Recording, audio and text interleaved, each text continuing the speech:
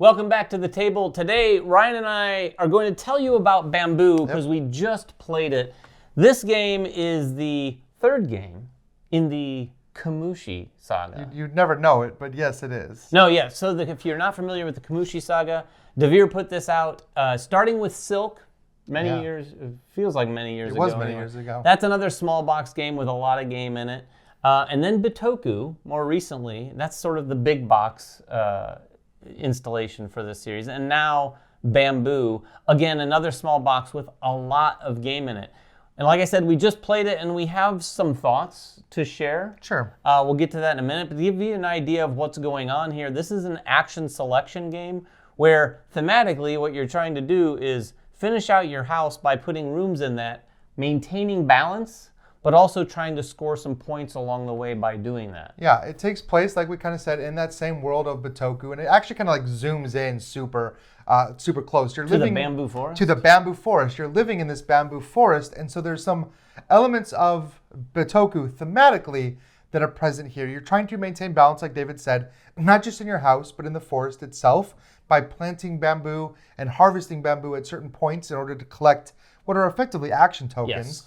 And then there are the spirits of the forest as well. And you'll recognize some of these spirits from Bitoku as well. You can kind of pray at their temples and leave behind some incense in order to recruit their power to your side of the board, and they'll kind of help you out through the game. So while there's not really a mechanical tie-in necessarily to those other games, there's definitely a thematic and spiritual connection throughout these games as well. Yeah, and this one also plays through sort of the seasons. You're going to go through the seasons, and at the beginning of every round or season, you're going to get potential bonus action to take. You're going to take a little bit more incense to use. Everyone's going to start with 3, but you're going to want more so that you can get those spirits, but also power your actions, because the action selection mechanism here is probably the star of the show. Oh, it's 100% for me. It is really unique. When you play this game for the first time and teach it, people are going to go, oh, that's clever, that's interesting. Because you're going to be taking pieces of colored bamboo, placing them at the bottom of these bamboo shoots,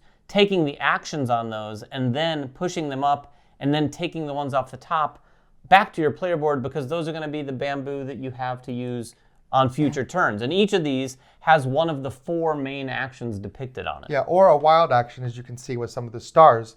But each one of these actions has to be powered by spending incense. And there's another step to that process of collecting that bamboo. If you see on the player board, there's 4 different temples. Each temple is a different color. Each of those colors is represented by a different color of bamboo. When you take bamboo from the bamboo fields, you have to place it within that same color. And when you take your actions, you're spending all of one color of bamboo. So if I'm going to take the green action or go to the green temple, I have to take both of my greens and put them out there, and I have to spend incense to do so. The incense that I spend goes into the green temple and kind of contributes to this little area control mechanic where we're competing. Whoever has the most incense is going to gain control of that spirit. We are playing a 2-player game is what we played. So you're going to see some dummy incense out there as well, just to kind of make it a little harder to fight over these because it's only 2 players. But that timing of like having the incense to spend while also having the right actions to place out is kind of the key tension of that puzzle. Yeah, because there are going to be times where you might have a bunch of bamboo, but you don't have enough incense if you haven't planned correctly. You can still take that action and you're spending all 4 of the bamboo, but say if you only have 2 incense, you're only taking 2 of the actions on those bamboo. So you're effectively wasting or not playing maybe as efficiently as you could. And yeah, you're still putting them all out. So every time you play, you're going to be putting out bamboo and collecting bamboo. So you have the same number of bamboo, but like as David alluded to earlier, as you play through the rounds, you're going to get another stick of incense every round. So you'll be able to take more actions in the future, because you might seem like you only have a couple bamboo left, but every time you place them, you're gaining some. And if you time it right, you might be able to take some very powerful actions all at once. Yeah, you can take some big actions, and part of the problem I had trying to wrap my head around the game was I thought, oh, I'm going to get a bunch of one color bamboo and take one big action. That's great, but it's not necessarily the best possible way to play the game. You can take actions one at a time with if you one have one instance. bamboo in each. Yeah, and really kind of slow roll it, as long as you're getting the actions that you want to take and in the order that you want to take them, that's really where the sort of puzzle and the efficiency comes into play, because as you take the actions, not only is it about the actions that you're wanting to take, but it's about the actions that you're going to want to take on the next turn or beyond by taking the bamboo off the top of there. And this is one of the things that's just hints at sort of a lot of the mental gymnastics in this game that you have to go through.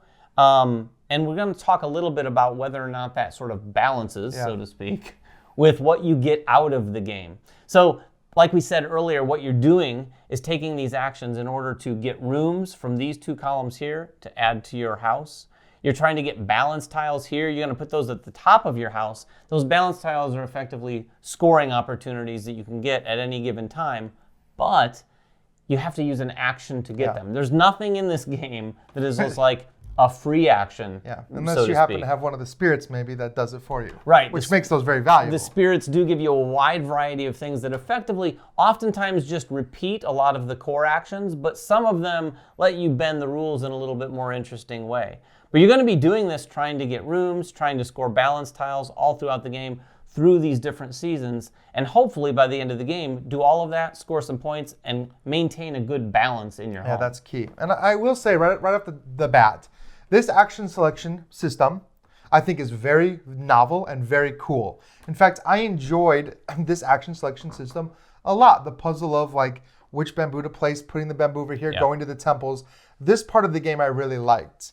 Now, for me though, taking the actual actions that you earn from this action selection didn't hold up as well, considering, for me at least, 2 of the actions that you're doing, one of them is just taking coins, and one of them is just taking food. And you need food, but those aren't fun actions for me. No, those are 2 of the 4 actions. And yes, while they're necessary, it is strange in a game where it's action selection that half of the actions possible are 1, to get 2 coin, which usually in most games feels like I guess I'll do the take 2 coin thing. Right, in this game, it doesn't feel that much like that because it is so necessary. And there are other ways to get coins. And then to take food, like Ryan said, you need to feed food depending on how many rooms you have on your board. So there's some interesting puzzles there in terms of how you pace the rooms and how much food you have. But you're also going to want to look out here and see there's different food tokens, and you don't get change back. So there's 3s, 2s, and 1s. So if there's a couple 3s out here, there may be some interesting decisions like, you know what, I'm going to go ahead and take the food action so I can grab one of the 3s. Before anyone else gets it. Now, it does refill, but it's one of those things where if you're sitting on a big stack of food, it's something you don't really have to worry about again for a little while. Yeah, because you're paying, like David said, food for the rooms. And this is the part of the game, the puzzle here, I think is very interesting in theory, but I'll talk about how I felt about it in practice. But what you're doing is taking these rooms and you're either putting them on the left or the right side of your house. And the reason you're putting them on the left or the right side is for varying reasons. Number 1 is that every one of these rooms has a number on it. That's the level of comfort value that it provides. And at the end of the game, you want to have the same amount of comfort on the left side of your home as the right side of your home, which feels good. And again, in principle, and for every point of difference, you're going to lose some points off of your score. The second reason you're taking these tiles is to fulfill those balance tiles. And again, these balance tiles want you to have particular patterns on your player board. And again, there are balance tiles for the left side of your house, the right side of your house, and then one set of balance tiles that can be achieved anywhere. So, for example, this balance tile wants me to have a tree on the left side of my house. This one wants me to have, the gate next to anything on the left side of my house. And so you're trying to fulfill these requirements while you're trying to maintain balance in the room. And I'll tell you, it sounds like a very interesting puzzle on paper. I felt maybe a little more frustration with that puzzle personally than I felt enjoyment coming out of it. I will say it is one of those delicious puzzles. The game plays nothing like Calico, but it's reminiscent of that, where you're struggling with like all these different things, and like, well, I could take that tile, but if I take that tile, then I'm going to have to take this other tile, and then you're waiting for that tile to come out to, you need that certain tile from these 2 columns, and then maybe someone snags it before you. All of that is good gaming. I think the big thing with me is that the question of whether all of those mental gymnastics, like I said earlier, are worth the result in the end. Because not only are the actions pretty straightforward, or a couple of them, because the other 2 actions, by the way, is to take a balance or a room tile. But aside from the actions, what you're getting out of it, namely the points, is not that much. A big part of the game is really just trying to avoid negative points by having balance. But you're also just kind of slowly creeping up because a lot of these balance tiles are 2, 3 points. There are some that are higher, like 5, 6, and 8 range, but they're significantly more complicated. It is a game that has a lot of effort that you have to put into it, like a medium weight Euro level effort, but doesn't have a lot of output, if you will. Yeah, I think that's part of the key to me, because as we were playing, as we were trying to balance these houses, I mean, every tile that you place is going to necessarily unbalance your house. And if you're trying to maintain that balance while also trying to score these points, you might think, okay, well, there's that moment where it's like, if I place this tile, it unbalances me, but I get 3 points out of it. Well, you might lose 6 points for being out of balance. And I didn't find, it was tough to find that equilibrium. I feel like this is a game that maybe after you play a couple times, you'll start to be able to look at these balance tiles and evaluate them a little better and say, okay, well, I know there's another tile that's going to want X or Y or this combination. So you can kind of start to pre-plan your puzzle. But the first time you play this game, even the first couple, there's really no way you're going to know that unless you really memorize what all those tiles are wanting. Because once you place a tile in your house, you can't move it. So for example, some of these that want a specific pattern, if you've got one tile that makes that pattern impossible, you can never, ever complete that balance tile. Right. Now, I have played this game one more time than Ryan, so I will say that having a little bit of experience, like you just said, does have some impact. It's not so much knowing what tiles are going to come out, but just getting one gameplay under your belt so you can get a feel for okay, you see this board at the beginning of the game and think, am I going to fill all of those? No, you don't need to. You don't necessarily want to fill all of the spaces in your house. You really just want to make sure that you're maintaining balance as you use the rooms that you place as efficiently as possible to score some of those balance tiles. And some of those will be very opportunistic. Sometimes you'll see a balance tile that comes up and you're like, well, I have that. Yeah.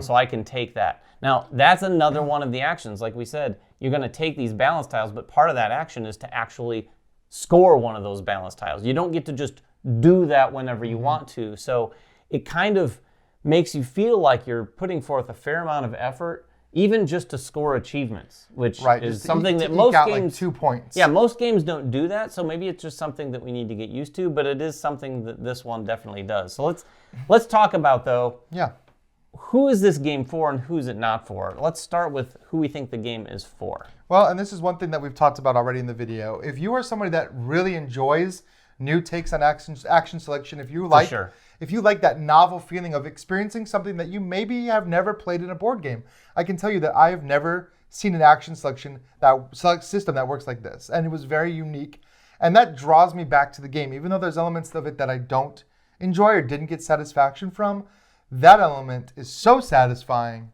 that it kind of brings me back to want to play with that bamboo field again. Yeah, for sure. I also think this is going to be for people who really enjoy that really almost borderline frustrating puzzle solving where you're like trying to figure out, okay, what can I do? Oh, that's just perfect. And, and you really, because that's the satisfaction you're going to get, is when you can pull that off, there's some satisfaction. That leads me to, I think, the beginning of who I think it's not for. If you want a lot of satisfaction in your games, this doesn't have a ton. Now, with that said, I did have a couple turns in my games that were satisfying. They largely had to do with having some of these spirits, which you will and will not have at times when you play this game. In a 4-player game, even a 3-player game, you're not going to get a ton of the spirits. No. Maybe more in a 2-player game, but they're very competitive out here when there's more people at the table.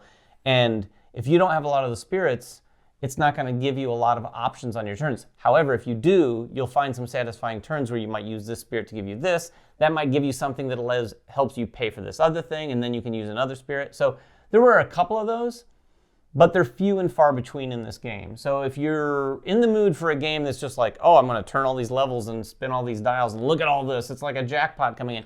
That's not going to happen, particularly with the points. You're going to get 1, 2, maybe 5 points at a time. No giant movement on the point track. It's interesting. It's almost like the opposite of Bitoku, where Bitoku you could take actions and you're just getting stuff. Well, and also there's big moves on the point track too in Bitoku. There's not in this. You're getting 2 points here, 3 points there. If you can get one of these big points tiles for 8 points, That's a lot. That's like Yeah. a quarter of your points you're going to score for that whole game. I agree with you. Like, some people are really going to enjoy that, but some people aren't. Yeah. And again, we say this on the channel, you know who you are as a gamer. If you like that, you got to constantly be thinking. There's a lot of heaviness to the puzzle of keeping your place in balance. And you have to always be cognizant. You always have to be looking and remembering, okay, what was my plan? What do I need over here? What do I need over there? And for some people, that can be more than they want from a game of this level. Yeah, and I would add on to that, if you're one of those players who want that, and you play with players who don't necessarily want that, just be ready for some potentially lopsided scores, because I do think this is a game where someone who knows what they're doing and is really good at efficiency puzzles is going to absolutely clobber someone who isn't good at those. With that said, our game was pretty close. I think we ended up scoring up in the mid-30s, up towards 40. The other game I played with Alicia and Emily, we did score higher. It was interesting. I think Alicia won it. She actually ended up in the 50-plus range. And Emily and I were both here, so it wasn't too far, but we did score a few more points that game.